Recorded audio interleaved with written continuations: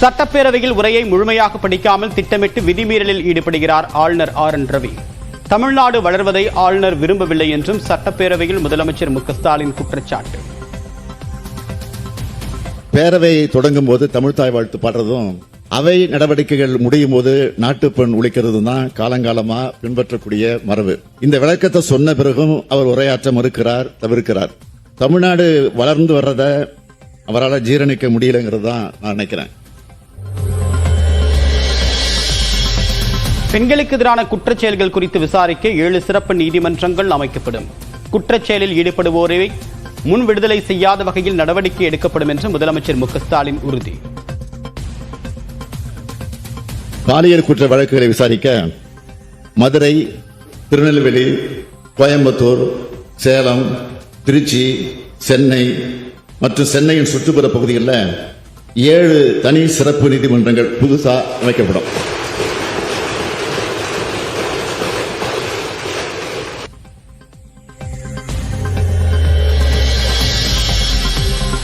ஆளுநர் மற்றும் மத்திய அரசை கண்டித்து கருப்பு சட்டை அணிவீர்களா? அதிமுகவுக்கு முதலமைச்சர் மு.க.ஸ்டாலின் கேள்வி. மக்களால் தேர்ந்தெடுக்கப்பட்ட ஒரு மாநில சட்டமன்றத்தை மதிக்காம ஒரு ஆளுநர் நடந்துக்கிறார். அவரை கண்டிச்சு கருப்பு சட்டை அணியும் துணிச்சல் உங்களுக்கே இல்லை என்பதுதான் என்னுடைய கேள்வி.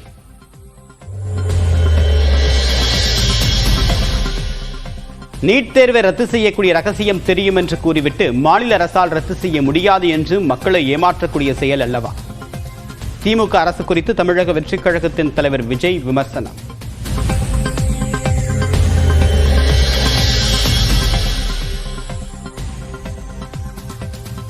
மத்திய அரசின் அதிகாரத்தில் உள்ளவற்றை போராடிதான் பெற வேண்டும் என்று விஜய்க்கு அமைச்சர் சிவசங்கர் பதில்.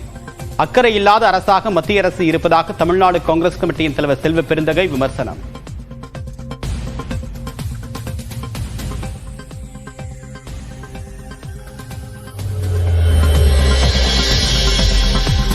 பொள்ளாச்சி பாலியல் சம்பவத்தில் தாமதமாக வழக்கு பதிவு செய்யப்பட்டதாக முதலமைச்சர் கூறியதே உண்மை. முதலமைச்சர் மற்றும் எதிர்க்கட்சித் தலைவர் தரப்பில் ஆதாரங்கள் அளிக்கப்பட்ட நிலையில் சபாநாயகர் தீர்ப்பு.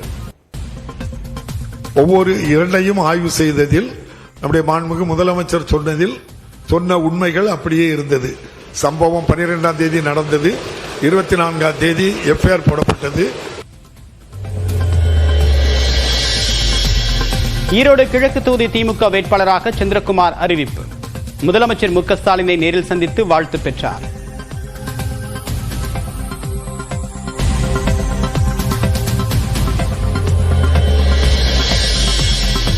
தமிழ்நாடு பாஜக புதிய தலைவரை தேர்வு செய்ய வரக்கூடிய 17ஆம் தேதி சென்னை வருகிறார் தேர்தல் பொறுப்பாளர் கிஷன் ரெட்டி. வானதி சீனிவாசன், நைனா நாகேந்திரன் பெயர்கள் பரிந்துரை செய்யப்பட்டதாகவும் தகவல்.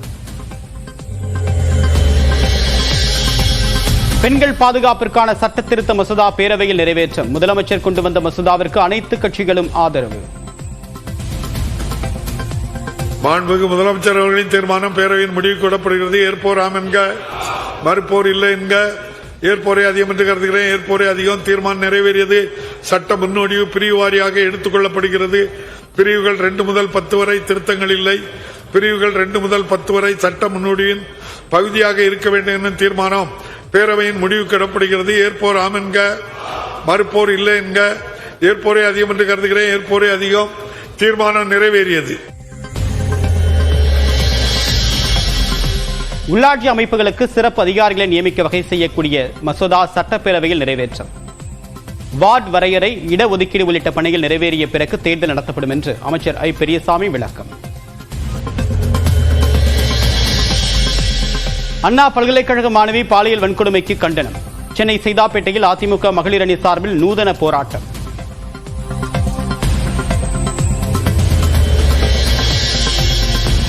தமிழ்நாட்டில் புதிய ஒருங்கிணைந்த ஓய்வூதிய திட்டம் கொண்டுவரப்படும். நிதியமைச்சர் தங்கம் தென்னரசு விளக்கம்.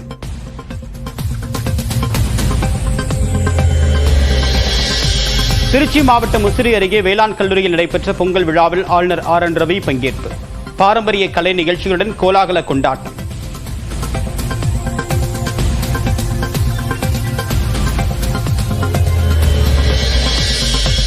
பொங்கல் பண்டிகைக்காக சென்னையிலிருந்து சொந்த ஊர்களுக்கு மக்கள் செல்வதால் உளுந்தூர்பேட்டை சுங்கச்சாவடியில் போக்குவரத்து நெரிசல்.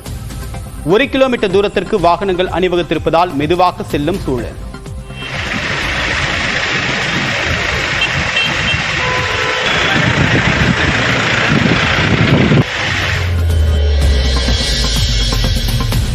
பொங்கல் பண்டிகைக்கான தொடர் விடுமுறை காரணமாக விமான கட்டணங்கள் பல மடங்கு உயர்வு. சென்னை தூத்துக்குடி, சென்னை சேலம் இடையிலான விமானங்களுக்கான இன்றைய டிக்கெட்டுகள் விற்று தீர்ந்தன.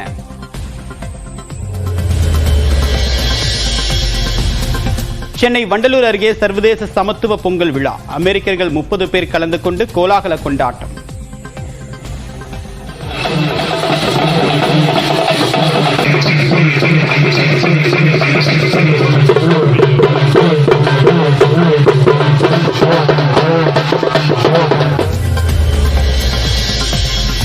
பொங்கல் பண்டிகையொட்டி எட்டயபுரம் ஆட்டுச்சந்தையில் 7 கோடி ரூபாய்க்கு ஆடுகள் விற்பனை.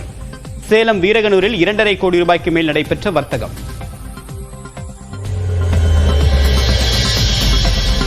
கேரளாவில் இளம்பெண்ணுக்கு 5 ஆண்டுகளாக பாலியல் வன்கொடுமை. உறவினர்கள் உட்பட 5 பேர் கைது, 10 பேரை பிடித்து காவல்துறையினர் விசாரணை. தமிழ்நாட்டிலும் நுழைந்த HMP வைரஸின் அறிகுறிகள் என்ன? இதனை தடுப்பதற்கான வழிமுறைகள் குறித்து மருத்துவர்கள் என்ன சொல்கிறார்கள்? பார்க்கலாம் இந்த தொகுப்பில். சீனாவில் வேகமாக பரவி வரும் ஹியூமன் மெட்டா நியூமோ வைரஸ் தற்பொழுது இந்தியாவிலும் நுழைந்துவிட்டது. கர்நாடகா, குஜராத் உள்ளிட்ட மாநிலங்களைத் தொடர்ந்து தமிழ்நாட்டிலும் HMPV பாதிப்பு கண்டறியப்பட்டுள்ளது. இந்த HMP வைரஸால் பாதிக்கப்பட்டவர்களுக்கு மூக்கடைப்பு, மூக்கில் நீர்வடிதல், இருமல், மூச்சு விடுவதில் சிரமம், மூச்சு திணறல், தொண்டை கரகரப்பு, காய்ச்சல், தோல் தடிமன் போன்ற அறிகுறிகள் இருக்கும் என மருத்துவர்கள் கூறுகின்றனர். பேசிக்கலாக ஃபீவர், பாடி பெயின், ஒரு சோர் த்ரோட், தொண்டையில் எரிச்சல் இருக்கிறது, தொண்டை வலி இருக்கிறது, காஃப் இருக்கிறது, மூச்சு வாங்கல் இருக்கிறது, இந்த மாதிரி இருந்தால் டாக்டர்கிட்ட போயிட்டு இது வைரல் இன்ஃபெக்ஷனாக இருக்கலாமான்னு டெஸ்ட் பண்ணி அதுக்கு மாத்திரை எடுத்துக்கிறது பெட்டர். பட் எல்லாருக்கும் டெஸ்ட் பண்ணணுமா அப்படின்னா அவசியமும் இல்லை. வைரஸ் HMPV அப்படின்றது பலகாலமாக இருக்கிற வைரஸ். பட் யூஸ்வலாக சர்க்குலேஷனில் அது ரொம்ப கம்மியாக இருக்கும். ஸோ நமக்கு பரிச்சயப்பட்ட வைரஸ் அப்படின்றதுனால ஒருத்தருக்கு பர்சன் டு பர்சன் டிரான்ஸ்மிஷன் இருக்கிறது நார்மல் தான். ரொம்ப சர்ச் அப்படியே கொரோனா மாதிரி ஒரு வேவ் மாதிரி வரும், அவுட் பிரேக் மாதிரி வரும் அப்படின்னு சொல்ற அளவுக்கு இப்போதைய சிச்சுவேஷன் இல்லைங்க. கொரோனாவை போன்று சீனாவில் தொடங்கி தமிழ்நாட்டில் பரவினாலும் இது நீண்ட காலமாக வழக்கத்தில் இருக்கும் ஒரு வகை வைரஸ் தான். எனவே பொதுமக்கள் அச்சப்பட தேவையில்லை என மருத்துவர்கள் தெரிவித்துள்ளனர். ஏற்கனவே இந்த மாதிரி சர்க்குலேஷன்ல நம்ம ஒரு வாரத்துக்கு 2 வாரத்துக்கு முன்னாடி டெஸ்ட் பண்ணோம்னா கூட இந்த பேனல் டெஸ்ட்ல ஹியூமன் மெட்டானிமோ வைரஸ் ஸ்டில் பாசிட்டிவா வந்திருக்கிறது நம்ம பார்த்துருக்குறோம். ஸோ இதுக்காக நம்ம பீதி அடைய தேவையில்லை. இன்னும் சில அதிகாரப்பூர்வமான அறிவிப்புகள் வரட்டும். இது மாற்றமடைஞ்ச வைரஸா இல்லை நார்மலாக நம்ம பார்க்கக்கூடியதான்றது தெளிவாக வெளியில் தெரிகிற வரைக்கும் யாரும் பயப்பட தேவையில்லை. HMP வைரஸ் பாதிப்பால் ஏற்படக்கூடிய அறிகுறிகள், முன்னெச்சரிக்கை நடவடிக்கைகள், தவிர்க்க வேண்டியவை குறித்து அகில இந்திய மருத்துவ கூட்டமைப்பு சில வழிமுறைகளை வெளியிட்டுள்ளது. ஜலதோஷம், இருமல் போன்ற அறிகுறி இருந்தால் இருமும் போது மூக்கு மற்றும் வாயை மூடிக்கொள்ள வேண்டும் என அறிவுறுத்தப்பட்டுள்ளது. சோப்பு நீரால் அடிக்கடி கைகளை கழுவுவதோடு கூட்டம் நிறைந்த பொது இடங்களுக்கு செல்லும் பொழுது முகக்கவசம் அணிய பரிந்துரைக்கப்பட்டுள்ளது. மற்றவர்களுடன் கைகுலுக்குவது, ஒருவர் பயன்படுத்திய கைக்குட்டையை பயன்படுத்துவது போன்றவற்றை தவிர்க்க வேண்டும் என வலியுறுத்தப்பட்டுள்ளது. தனிநபர் கருவிகளை பிறருடன் பகிர்ந்து கொள்வதை தவிர்ப்பதோடு சுயமாக மருந்து எடுத்துக் கொள்ளாமல் மருத்துவரை அணுகி சிகிச்சை பெற்றுக் கொள்ள வேண்டும் என்றும் அகில இந்திய மருத்துவ கூட்டமைப்பு அறிவுறுத்தியுள்ளது.